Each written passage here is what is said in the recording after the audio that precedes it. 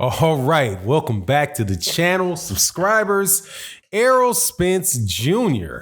says that he is willing to move to 160 pounds to fight Canelo Alvarez. This was out of an interview from Ellie Sethback. Let's talk about Terence Crawford, the welterweight division, and Canelo Alvarez and a potential fight between the two of them in this video.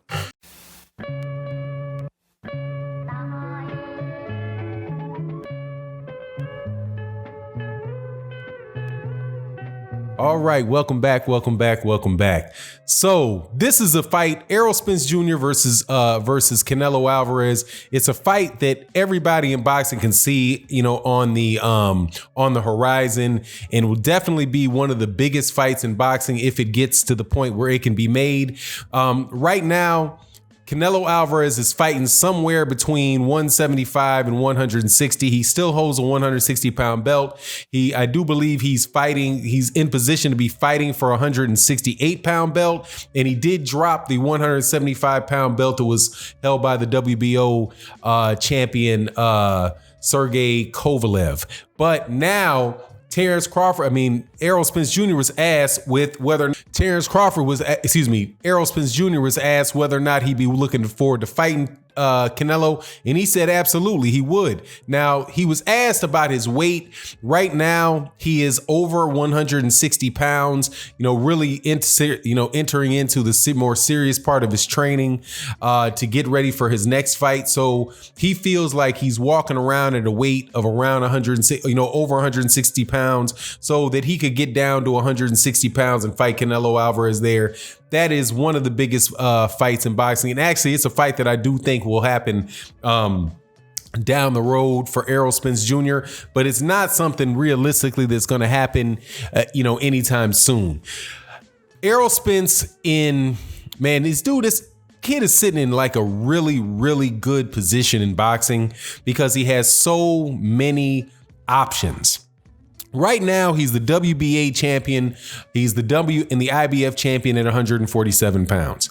The options that he has at least 2 super fights that are out there for him, as well as a profitable rematch that's out there.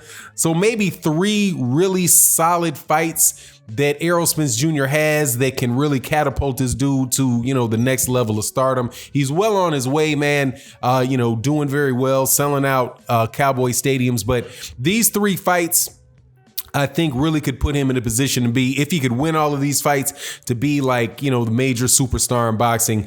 The first one, I'll go with the rematch first. The first is a rematch with Shawn Porter, which probably will not be happening until at least after the Manny Pacquiao fight. But there was a really good fight between Errol Spence Jr. and Shawn Porter last year. It's a fight that I want to see again. Because I do think that even though, some people had that scorecard a little closer than I did, that fight a little closer than I did, it was a very intriguing fight. It was just a very, very good fight, man. And it showed that Errol Spence Jr. really can, if he's in a dog fight with somebody, that he can stay in the middle, that he can stay in that pit and keep going with him. And to do that with Shawn Porter really does say something about Errol Spence. If you look at that fight and you look at the Mikey Garcia fight, you see Errol Spence Jr.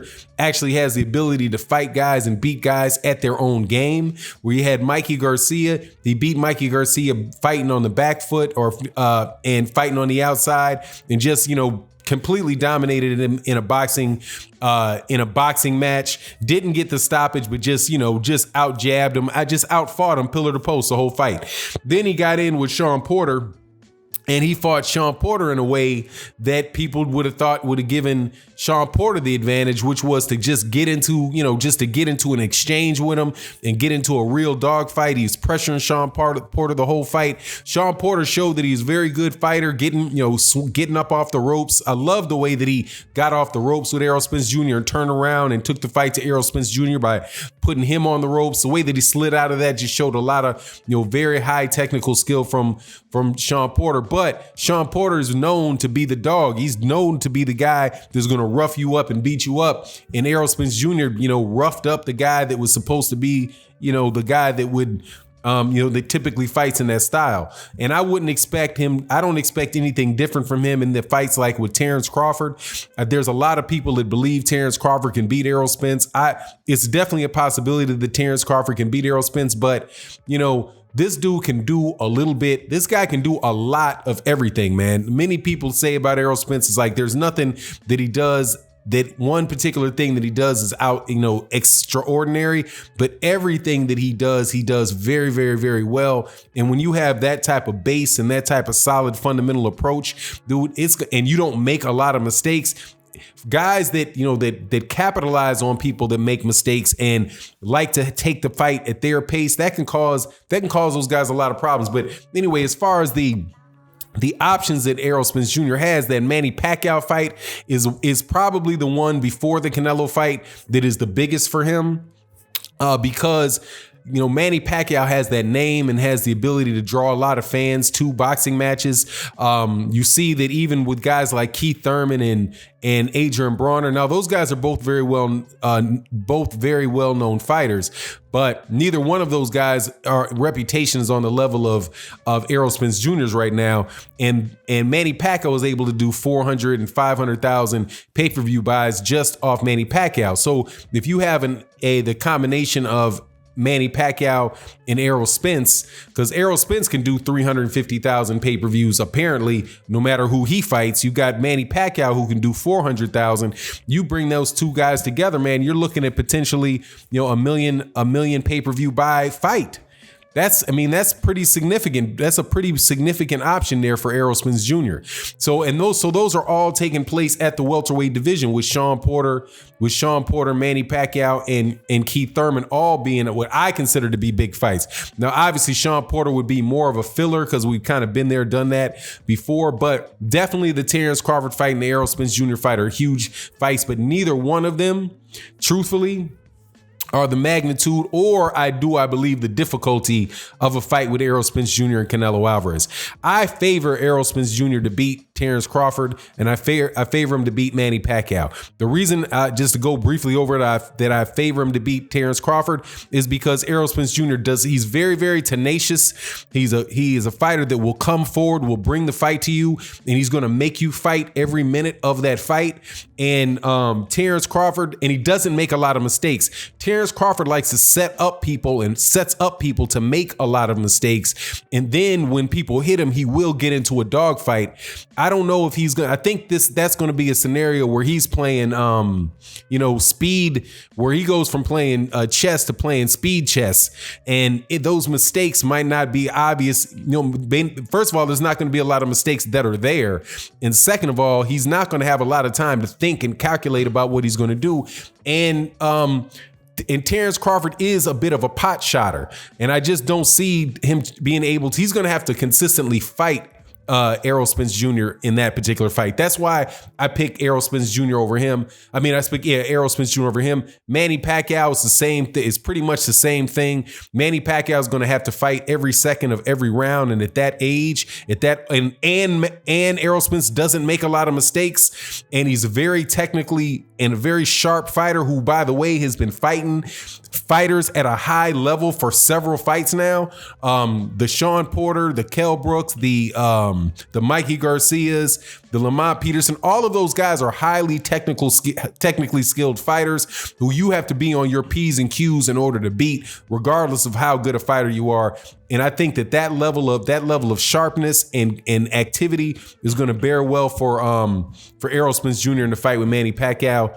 The thing with Canelo Alvarez, obviously, is the size. Now Errol Spence said that he's about the same height as Canelo. That Canelo has a lot, he's a lot more mass to him, a lot more, physical side, like the width of his body. But he feels like he has an advantage over Canelo Alvarez, that Canelo Alvarez gets winded, and he thinks that could be his advantage over Canelo Alvarez. I think, for me, and this is just maybe a bit of an admitted bit of a weakness for me. I have a hard time really seeing how guys are going to be when they go up 2 weight classes. So Errol Spence Jr., who's definitely has a difficult time making 147 pounds. He's been at 147 pounds his whole career, except for maybe the first 5 or 6 fights where he fought at 154. But So I don't know whether or not, if he can move up to 160 and he feels stronger, he feels faster, he feels more together at 160 pounds, then hey man, he could very well be like a terror at 160 pounds. But if 160 pounds turns out to be a little bit too much of a stretch, then, that's going to be more difficult with him and Canelo. Cause, I get on Canelo about this, about the computerol and the franchise championship and Duck and Charlo and all that stuff. But the dude can fight, man. The dude is a real legitimate cat with a lot of experience who can really fight.